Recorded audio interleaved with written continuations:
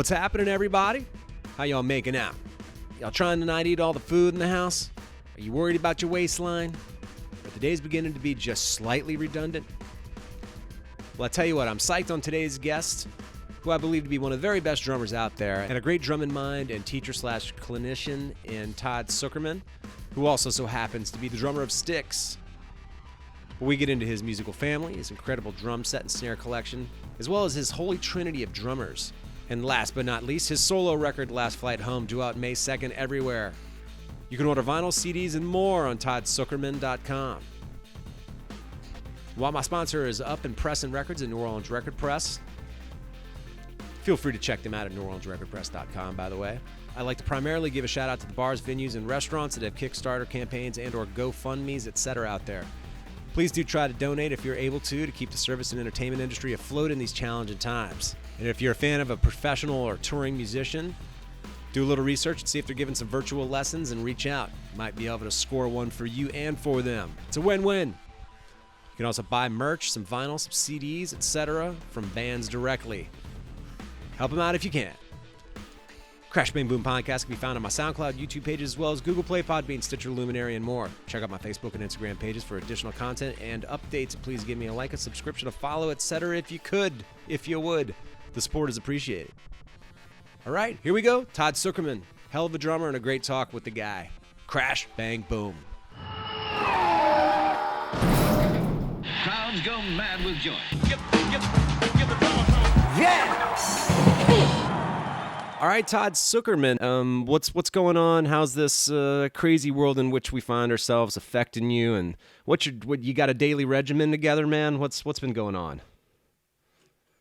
Hey, Jody. I don't have necessarily a daily regimen, but I have a 6-year-old daughter, so there's homeschooling involved during the week. Trying to get out and take some walks. I'm trying to get some practice time behind the drums.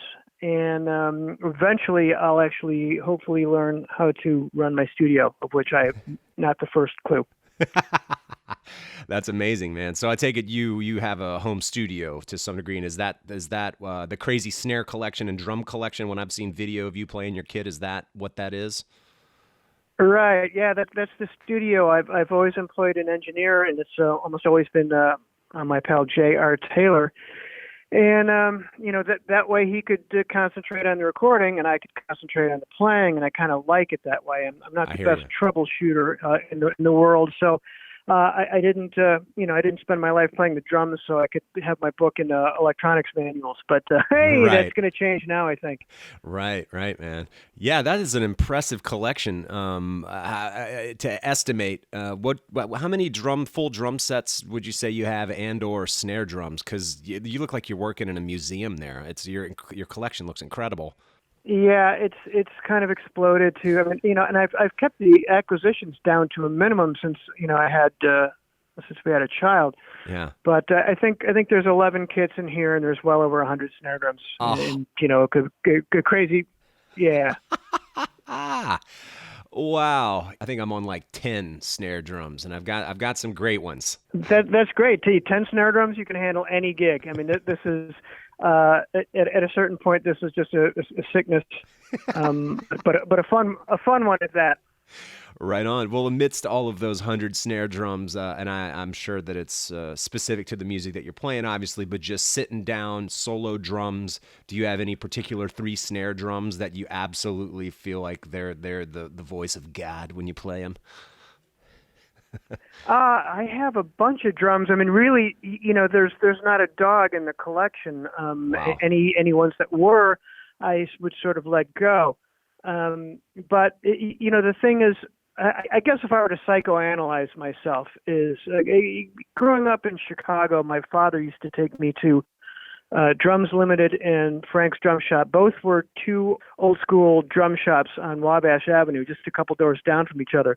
And when you'd walk in, you'd see floor to ceiling drums, and it was just heaven. It was a fairyland, a candyland, very much like the reveal in Willy Wonka when they walk in and they see the waterfalls and everything for the first time. Totally. And I think I like to provide that sort of feeling for me, that if I'm ever feeling uninspired, all I have to do is look around, or change out a snare drum, change out a ride cymbal, change out a pair of hi-hats, and all of a sudden it's a new game. I'm thinking in new ways that wasn't happening just 3 minutes ago. So Right. if I were to psychoanalyze myself, I think that's why it's come to this. Full circle. That's amazing.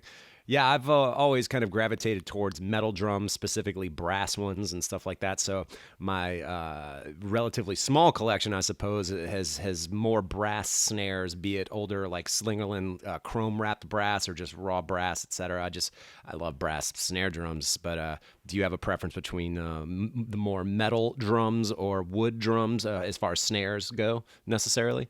No, it's like I have 100 children, and you're asking me to pick the best one.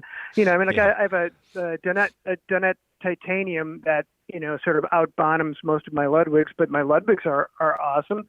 Wow. The Stanbridge snare drums I have. I mean, that guy was a Stradivarius in my opinion.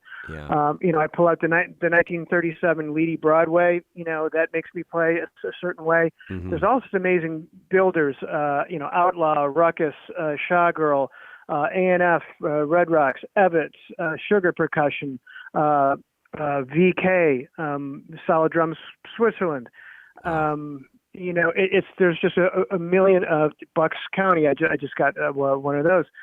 CNC, Joyful Noise, Right. and again Donette. I mean, I've got steel, Milkwood, magnesium. It's each metal or each wood or each cut and size will have its own flavor. Sure. Some will have more of a throaty punch or a little bit of a chocolatey peanut butter thing going on, Yeah. or kind of a high end buzzsaw at the eyebrows. It's again, you change out your snare drum, and you're going to change out all your ideas. I know, but it's one of the beautiful things, as you said, in keeping you inspired. I have like a jazzier kit, smaller dimensions, like 12, 20-inch bass drum, 12, 14 floor tom. It's a Sonar reissue that they did, and I have that kit set up at my mother's house down in Louisiana, and so when I go down there, I play that kit and I play it differently, and I have like bigger, more rock drums sets here. I have a Vistalite kit, and then I've got another kit that's like bigger dimensions, and I tend to just be a little more like rock bombast with that. But then when I sit behind this other kit, it's higher tuning, the vibe changes. Of course, the room that I'm playing it in, and I feel compelled to like revisit some of the jazzier influences that I might have. So I definitely get mixing it up to pull something out of you that might otherwise. That's exactly what I'm talking about. And I know everyone doesn't have the luxury of having 3 kits set up in their room, but I do, for that very reason. I mean, the main Pearl Masterworks is set up. That's the main kit. That's what's mic'd and ready to go. Yeah. I also have my father's 1969 Slingerland with an 18-inch bass drum, a jazz kit set Wow. up when I feel like that. And I acquired a 1978 Premier concert tom. It's basically an octopus. It's 8 through 16 concert toms, 16, 18 floors, 2 bass drums. And that's just, a 70s nightmare behemoth, or I could be Phil Collins and Keith Moon, Right. or just it'll pull out some late 60s, early 70s stuff. So if, I was working on some drum parts for the new Styx record, and I'm doing that on the main kit, which is sort of the type of kit that I'd be recording the record when all this, finally comes back to normal. Yeah. But then I'll sit down on one of the other kits, and a section of a song will come through, and I'll play it on a different kit, and I'll go, wow, I didn't even think of that for that section or that sort of flavor. Mm-hmm. And then I'll get up and I'll hop back on the other kit and see if it translates. Right. But that's precisely why I have all these sort of blank canvases in a way. Right. You mentioned for a second there recording the new Styx record. When was that tentatively supposed to happen, or was it supposed to have already happened?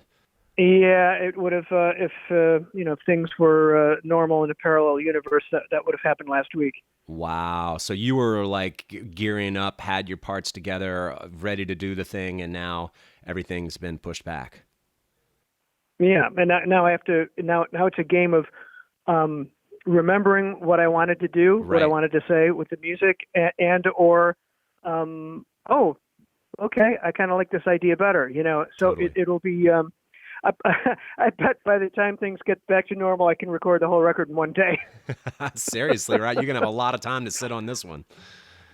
Oh, man. Yeah. Did it affect any touring plans that the band had, or were you all like in recording mode for? Oh, well, yeah, no, of course. We Yeah. had the entire schedule moved, and, any master classes that I had Yeah. set up, I mean, the whole world went on hold, and as it should be, and as it should stay. Right. The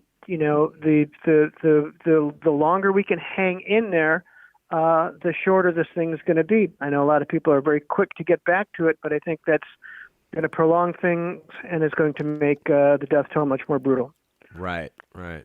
If you're talking, science and numbers and doctors, Sure. which I like. I like to look to experts when it comes to things that are out of my realm of expertise, but that's just me. Yeah, that whole notion where we discredit scientists and try to demonize scientists and the people that are saying this are it's just ridiculous that they would assume that they would know more than actual scientists is a deadly and scary sort of narrative. So I'm with you on that. Yeah. As far as just to go back for a second, your home studio, how long did it take you to put that thing together and from building it out to getting it like functioning to where you could record in there? It was sort of a organic process that initially when I've been here 15 years now, and when I built the structure in the backyard, the notion was just, I need a place where I could play 24 hours a day and not bother anybody. Right. So soundproofing was the first and most important notion to be handled correctly. Mm-hmm. That was, let's see, when did we move in here? That would have been December of 2005. So this structure was definitely built by February of 2006. Mm-hmm. I didn't get the studio kind of up and running, I don't think, till about 2008. That's when I got, okay, all right, I'll spend the money and get what I need to be able to record, high quality, record quality tracks. Right. So yeah, it took a couple years, and then it's a dangerous rabbit hole where it's like, I kind of need that, don't I? Mm-hmm. Oh, dude, you got to get okay, all right, and that sort of expounds upon things, and luckily JR is very, very sensible. He doesn't lead me down too many rabbit holes, but the recordings I've been getting out of here the last couple of years are definitely better than what I had in 2008, 2009. Right. And that comes with time. That comes with some better gear. I got really good mic pre's, and it's, I had a couple drummer friends of mine that were ahead of the game with their own studios, and they said, get great mics and great mic pre's, and just get a clean signal to tape, because whoever is hiring you, they're going to do whatever they want with the tracks anyway. So Right. As long as you can get them great sounding printed tracks, boom. You're in business. So that was really the name of the game. But, I'm really proud of the sounds I get out of here. I could play you some things, and if I said, hey, I just got back from Abbey Road, Right. and you wouldn't bat an eye. That's awesome. Yeah. That's amazing. That is that talk about life goals. # life goals. One of these days, Todd. One of these days, I'm going to do the same thing to some degree. I gotta make that happen. Well, see, the weird thing now is that I'm here, alone, and my wife and daughter don't know how to run this rig, nor do I. So I'll be sitting with Pro Tools for Dummies videos and Pro Tools for beginners, because if you offered me $1 million to record you a single snare drum hit right now, Yeah. I couldn't do it. Oh man. Oh man, unbelievable. You mentioned you're acquiring some of your dad's gear. So did you? I can only assume was your mother musically inclined as well? Did you come from a musical family? Yeah, I was very, very fortunate to be the youngest of a musical family. So my father was a drummer, and he was a doctor. My mother was an actress who could sing and play piano, and my older brothers played bass and keyboards. So I rounded out the rhythm section when I came around. And my dad, he really wasn't much into gear. He looked at the gear like they were just tools to do a job, like a hammer or a saw. Yeah. I have his kit, and I have a pair of hi-hats and his old 60s K ride cymbal. Wow. But he saw my penchant for gear He died when I was 22, but he saw I was already starting to kind of get a collection going on, and he would say, "Todd, the idea is to make money with the drums, not spend all your money on the drums." Right. Fair enough.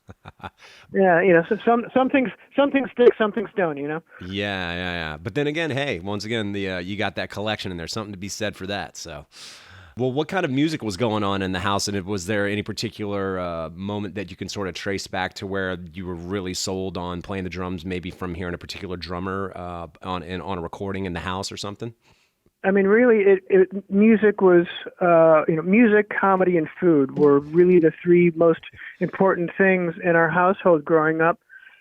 And there was never a moment that I decided that I want to do this. I was always in love with music and in love with the drums' role in music from the very beginning. I never really wanted to be, a fireman or an astronaut, type of thing. I always wanted to do this. So, I've been playing since I was 2 years old. I can't remember learning. I can't remember a time when I didn't play, or that this wasn't my, most foremost interest in life. Wow. So, yeah, growing up in a house like that, there was always music, whether it was Beethoven or Chicago or Kiss or Led Zeppelin or Count Basie or whatever. There was all different kinds of music that was, coming out of the living room or someone's bedroom at any given moment on any given day. And it was a wonderful, wonderful way to grow up. And really one of the greatest cards life has dealt me was to grow up that way. That's amazing, man, that you really don't have a memory of you not playing drums. You started so young. That's unbelievable. Yeah. You start playing obviously so early. At which point did you sort of get out and start playing in bands and maybe even like start studying with any particular people or anything like that? Well, my father was my first teacher, and whether it was just playing beats or going through the Haskell Har, 1 and 2 and 3 and the 4 Sure. book to learn how to read basic notation. And sort of under the tutelage of both my parents, but certainly my father, the Sucherman brothers band was born. And we could go for a swim, throw a ball around, and then go in the house and work on music. Wow. So I did my first paying gig when I was, I think I was 6, maybe just turned 7, but got the gig when I was 6. And it sort of started from there. And because my two brothers were 5 and 7 years older than I, and they were well ensconced in the junior high school band, which had a jazz band and a concert band and an orchestra, they invited me to be in the jazz band when I was in first grade. Wow. So I actually hold the Lincolnwood School District record for 8 years in the junior high school band. Wow. So yeah, I mean, it's a fantastic way to grow up, and all that education. It was spectacular. Yeah, seriously, that sounds amazing.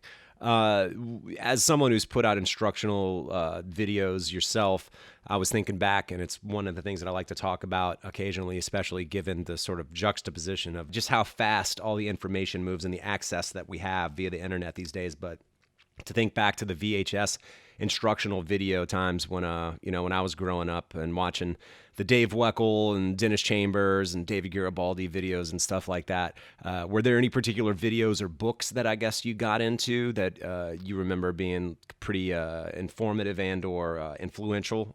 In high school, I had the Steve Smith and Dave Weckl DVDs, and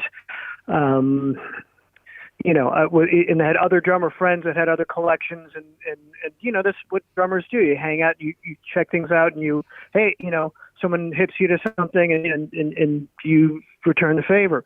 But I didn't really take any lessons until I went to Berklee for 1 year in 87, 88, and had a wonderful teacher in Skip Hayden. And Ian Froman, and then I lucked out by getting in with Gary Chaffe for about 6 months, Wow. which was life-changing. So I had these 3 very different points of view and types of players. Yeah. and it was just like being at a wonderful buffet. And then all the other teachers I had for lab classes and whatnot, it was like being just at a buffet and walking around with a plate and going, okay, I like this, I'll take a little bit of this, I'll take a little bit of this from you, I like this, da da da. And hopefully you look around and you're the only guy that has that plate. Right. So that's what that experience was like for me. Right. Well, you mentioned Gary Chaffe. I know one of the connections, what you mentioned Steve Smith as well, with between Steve and Vinnie Colaiuta. I believe Gary is a teacher that they both shared at Berklee as well. So that's awesome that you got to have some firsthand interactions and sort of get into the mind and the ideas and stuff with that guy. That's pretty priceless.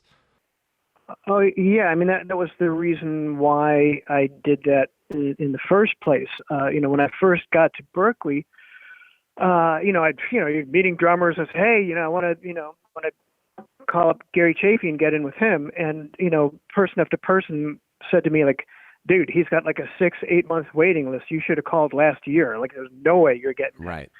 And it was pretty broke at the time. So I mean, even the notion of coughing out more money was not particularly an easy thing at that moment of my life. Yeah. And then I met a guy named Steve Michaud, who's from New Hampshire, and it just so happened we started chatting when our harmony teacher didn't show up one day. And we started chatting. He liked all the same guys, da-da-da-da, and he mentioned he studied with Gary Chaffe for 4 years during high school. Wow. And I'm like, really? And he said, yeah, we should get a practice room sometime. So I think we got a practice room that night. And I was good at the time. And within 60 seconds of playing with Steve, I stopped playing. It was literally, to quote Gary Chaffe later, Steve was cut from the same cloth as Vinnie Colaiuta. Wow. And I had no idea what he was doing. And right then and there, I'm like, I have to try to find a way to get in with Gary. And so I just happened to call him. I said, hey, Gary, my name's Todd Sucherman. I'm only going to be here for the end of the semester and next semester. I'm only here, basically not even, 1 year. It's really important that I get in and study with you. And he said, well, there's a waiting list. I said, yes, I know. Is there any way at all? I'm only going to be here until May. Yeah. And he said, well, someone just canceled their spot at Wednesdays at 3. Can you be here Wednesdays at 3?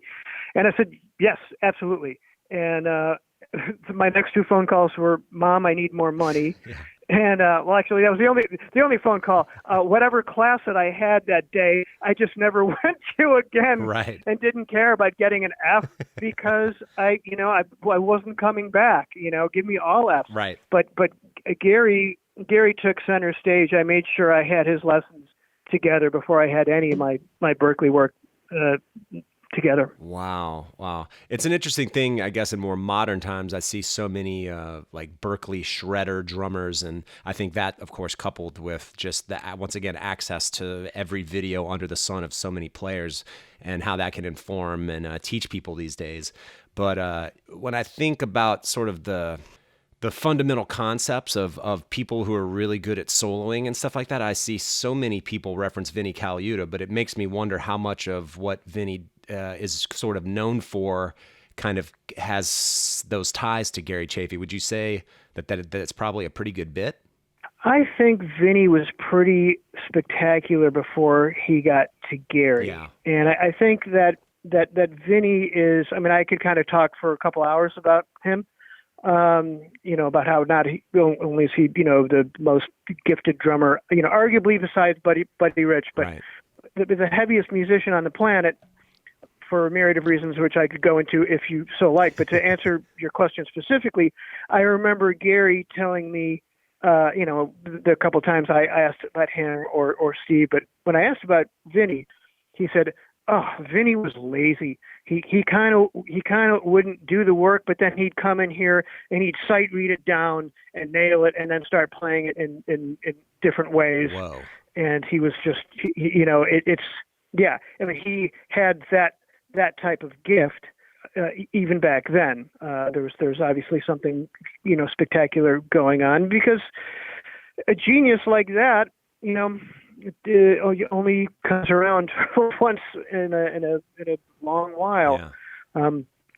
Basically, I could encapsulate this: like, there's no other musician on any instrument on the planet that has played all the various genres of music, whether Brazilian music with Ivan Lins, or out bop with Buell Needlinger, or Megadeth, the Count Basie Orchestra led by Quincy Jones, blah blah blah blah blah.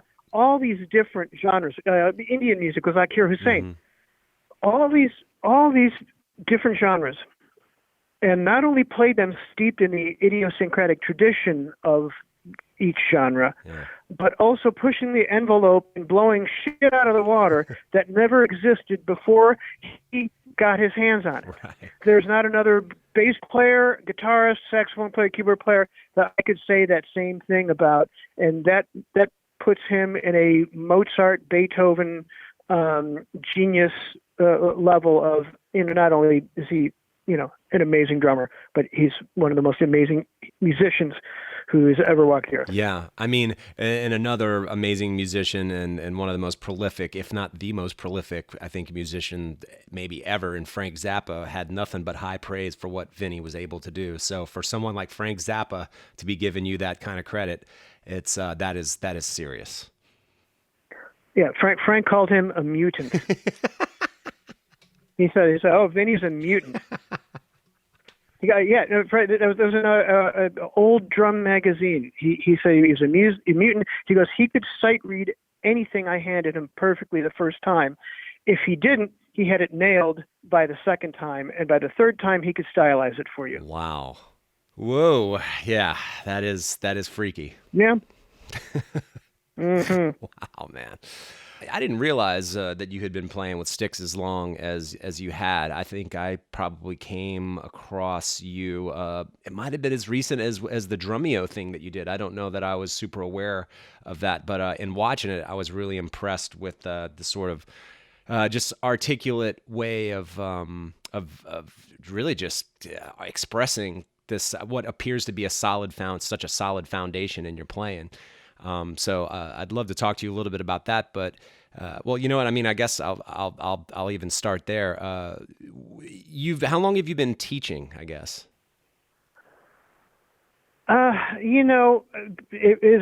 If you're a drummer that shares ideas with other drummers, then you've been teaching since you were in school band and you were hanging out with the other drummers in the section. Right. You were pals with them, which I was.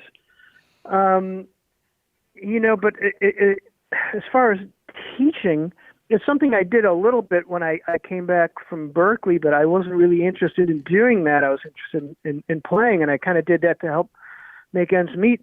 But because I, consider myself a student of the instrument eternally, and the drum clinics that I went to in my youth and the experiences I had with wonderful teachers when I went to Berklee, I think that armed me with a sense of being able to communicate particular ideas and why things work and how you can get from point A to B to C and grow, and how you can expound on certain concepts as building blocks.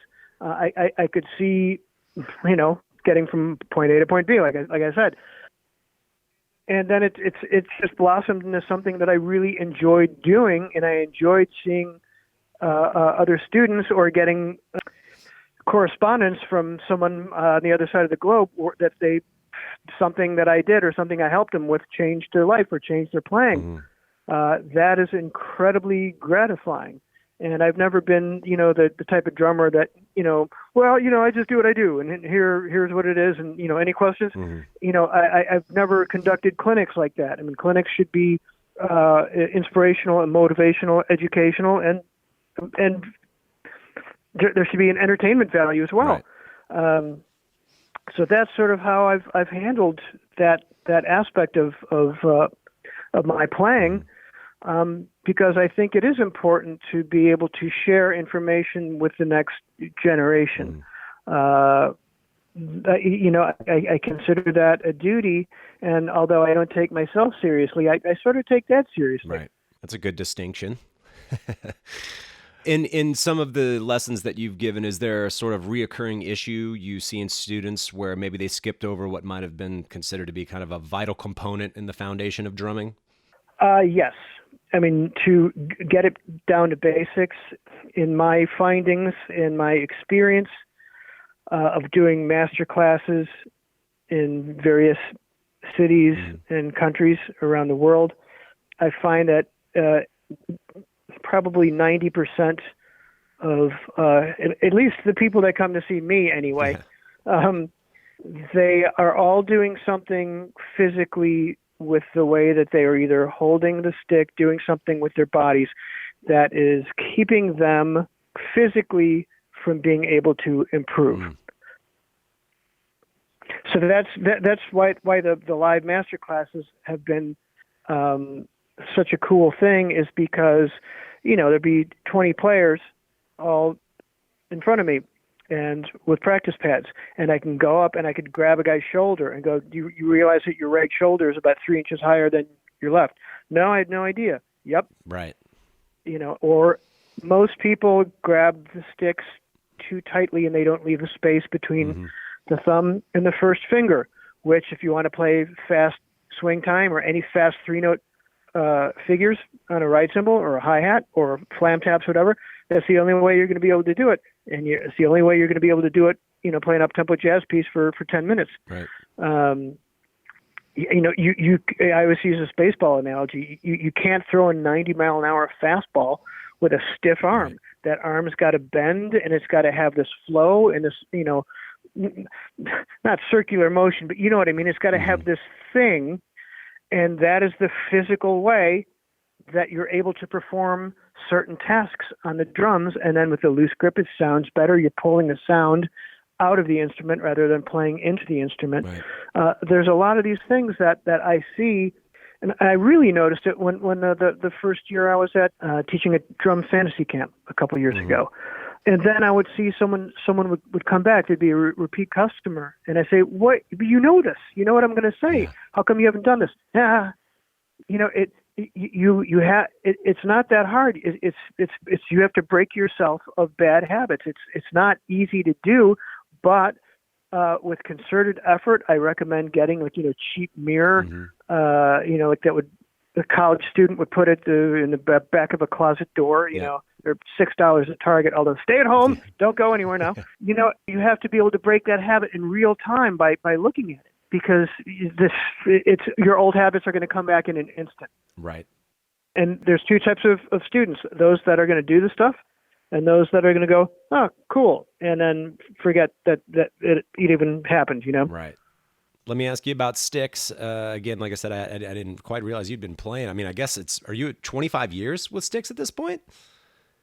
Yeah, just about 24 on the road, but the first time they called me to do something would have been 25 years ago. Wow, man. Well, tell me a little bit about getting that gig and learning the back catalog of a band that had been around and put out so much music, and learning the drum parts of John Panazzo. I guess tell me a little bit about learning such a vast back catalog. And obviously you've got the hits that the band is known for, but then, I mean, if you're playing pretty long sets, it's a lot of music that you would have to learn. So I guess tell me a little bit about just kind of getting into that.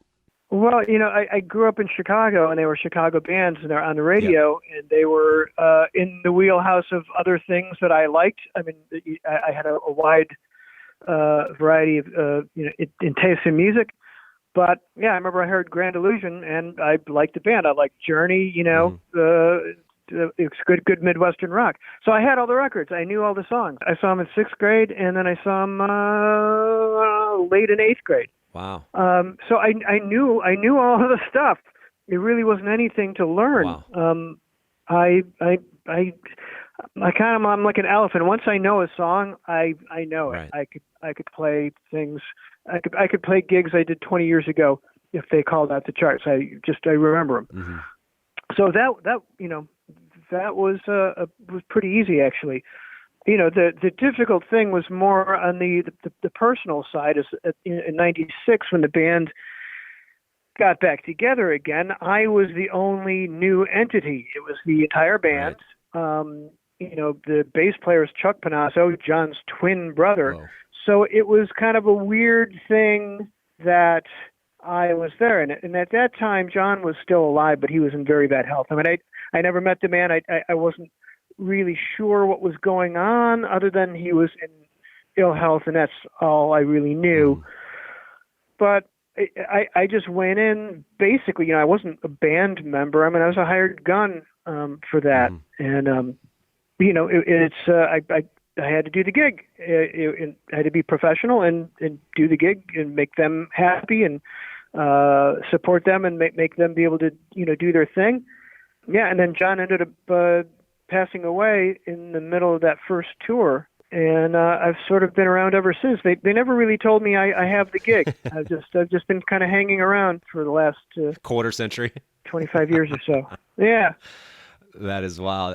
It's one of the things that you actually addressed in that Drumeo video that I just watched again. But somebody, I believe, had asked sort of how you keep yourself interested night to night with sort of the redundancy of what can be, shows and songs and this and that and the other.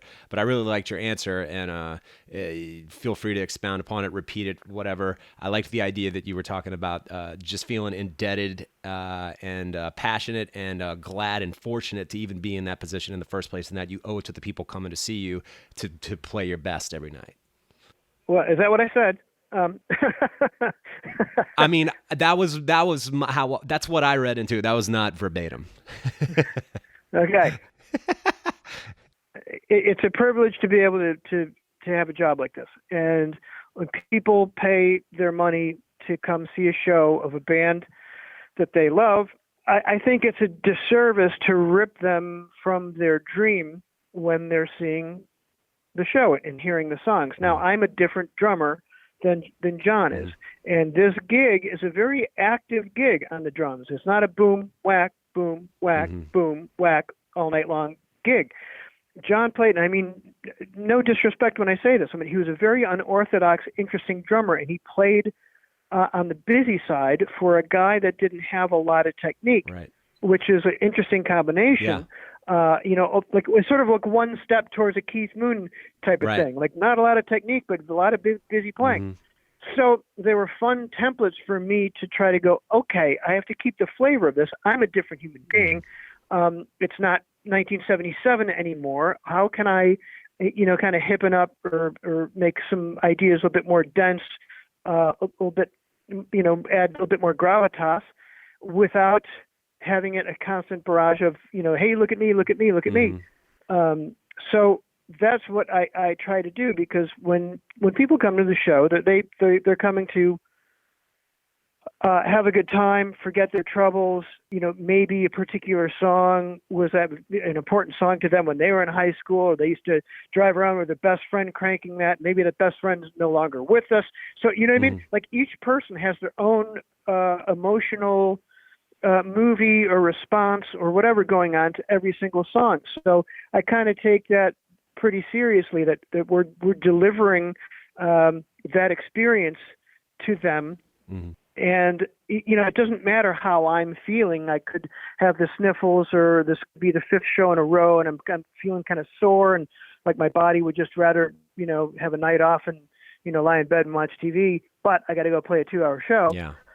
I think about how it was for me when I was a kid, where I would buy a ticket for a concert that happens in September, in June, and then it's July, and then it's August, and now like here it's September 4th, finally, and you go to the show. I imagine that maybe, just maybe, there's one person out there that wants to see me play the drums and has never seen me play the drums. And tonight's the night that person's been waiting 3 months for.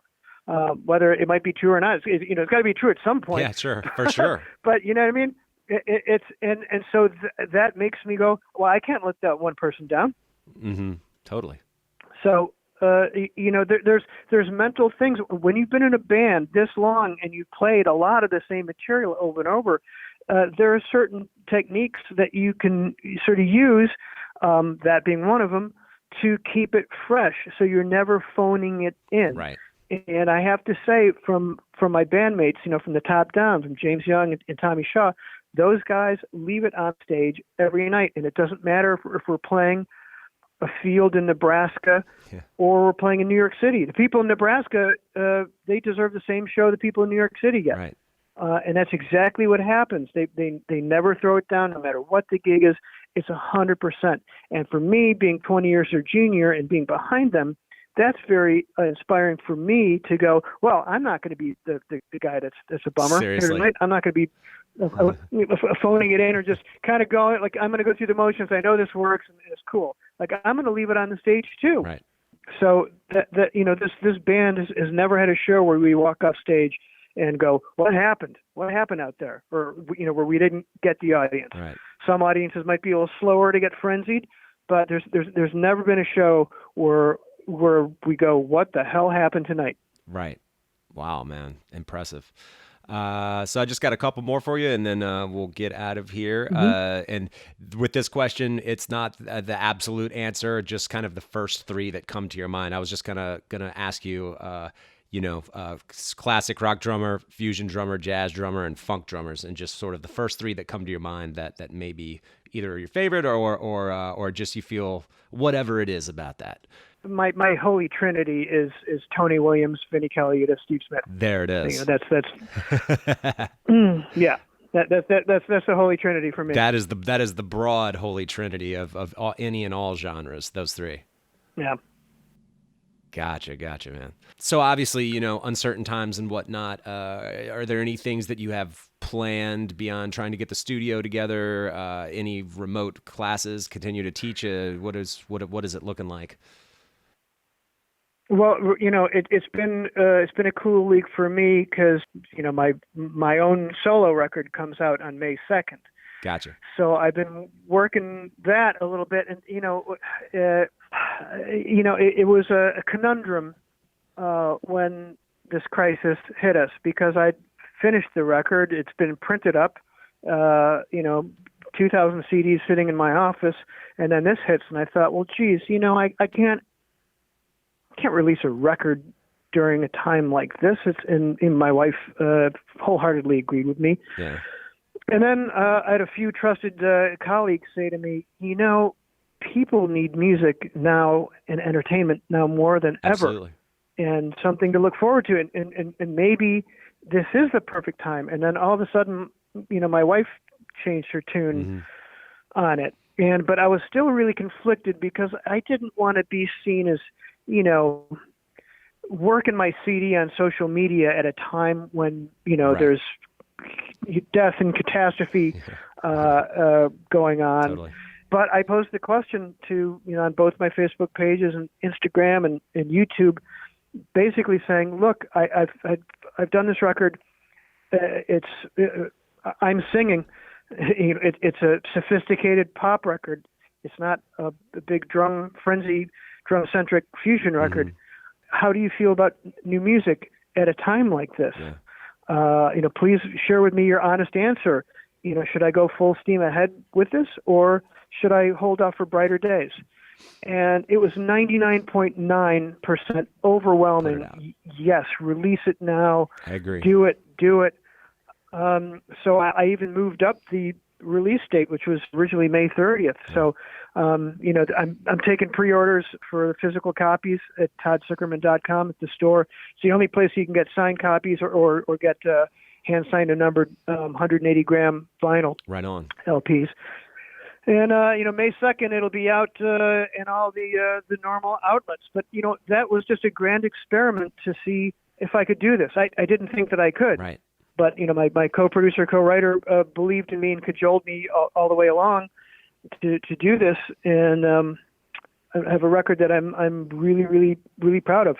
You know, no music is for everybody. Right. Well, you know, what is? Sure. But people that want blistering fusion, you know, sorry, it's not going to be that way. But if you love melodies and lyrics and songs, if you like Crowded House, Elbow, Jellyfish, bands like that, you know, you just might like this.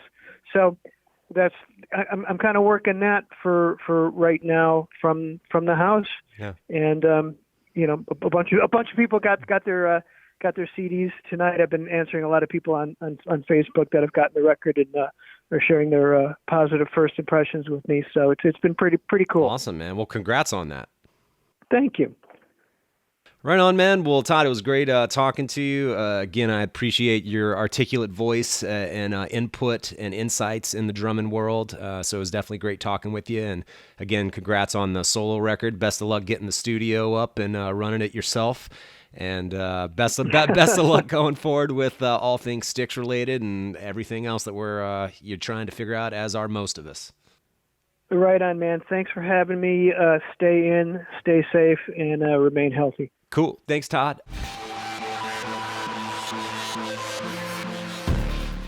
All right, everybody. Thanks for tuning in, and thanks to Todd for taking the time to talk to me. It was definitely awesome talking with him for sure, and what an absolute badass of a drummer. Great drumming mind, and definitely a great voice in the drumming community, so I'm glad I got to catch up with him. We'll catch you on the next one. Crash, bang, boom.